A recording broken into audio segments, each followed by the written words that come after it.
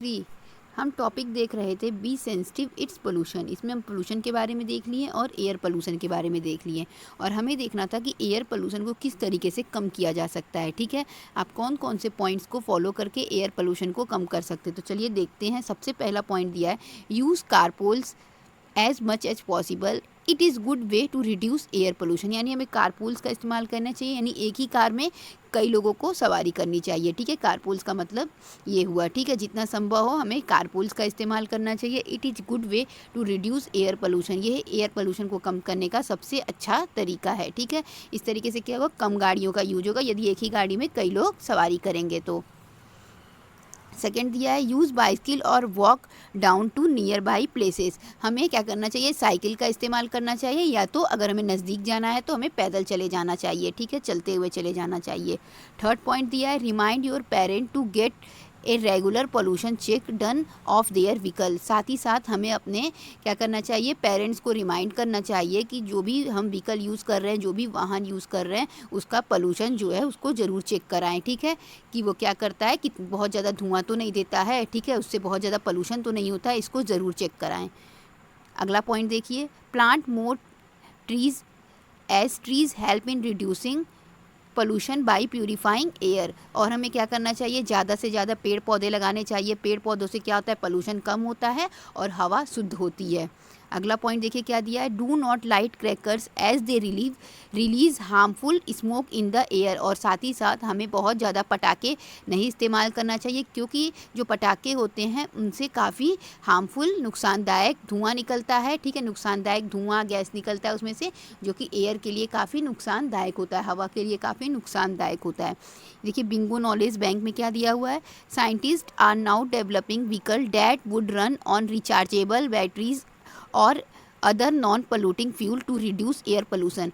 Air pollution को reduce करने के लिए, मतलब एयर पोल्यूशन को कम करने के लिए साइंटिस्ट इस तरह के व्हीकल की खोज कर रहे हैं या उनको डेवलप कर रहे हैं, उसका विकास कर रहे हैं जो कि रिचार्जेबल हो। ठीक है, यानी कि इसको चार्ज करके चल दे, या ठीक है चार्ज बैटरी से चार्ज होके चले, या फिर उसमें इस तरह के फ्यूल का, इस तरह के ईंधन का इस्तेमाल हो जो पोल्यूशन न फैलाए। ठीक है, आगे है नेक्स्ट टॉपिक अब हमारा वाटर पोल्यूशन। ठीक है, यानी जल प्रदूषण। चलिए जल प्रदूषण के बारे में देख लेते हैं।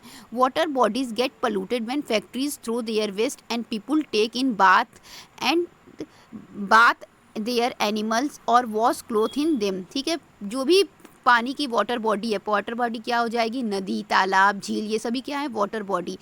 उसमें क्या जा रहा है, फैक्ट्रियों का कचरा जा रहा है, साथ ही साथ लोग उसमें नहा रहे हैं, जानवरों को नहला रहे हैं और उसमें कपड़े धुल रहे हैं। ठीक है, नदियों में, तालाब में, झरनों में, तो इससे क्या हो रहा है, वह पानी दूषित होता चला जा रहा है। Actually during all these activities harmful chemical and detergent are added to water which reduce its purity.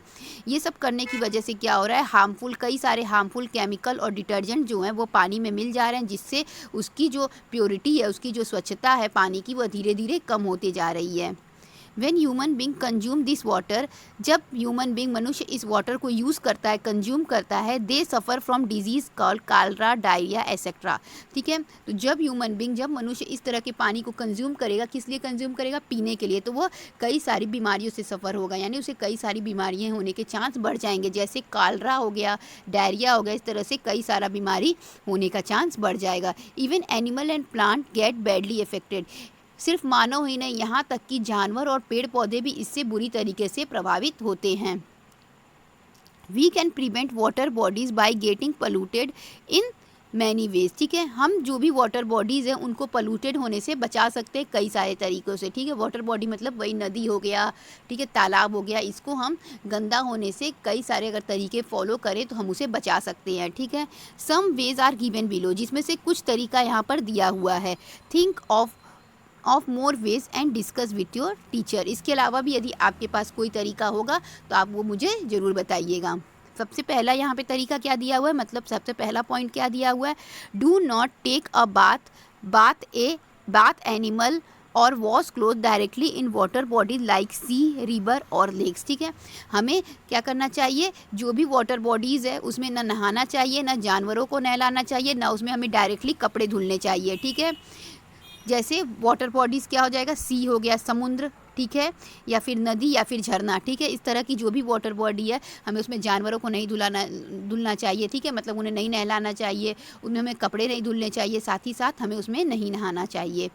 Second क्या दिया हुआ है, never throw any waste in the water body, साथ ही साथ कोई भी कचरा हमें वाटर बॉडी में नहीं फेंकना चाहिए, मतलब कोई भी कचरा हो गया उसे हमें नदी में, तालाब में नहीं फेंकना चाहिए, ठीक है। तो इस तरीके से हम क्या कर सकते हैं, वाटर पोल्यूशन को कम कर सकते हैं।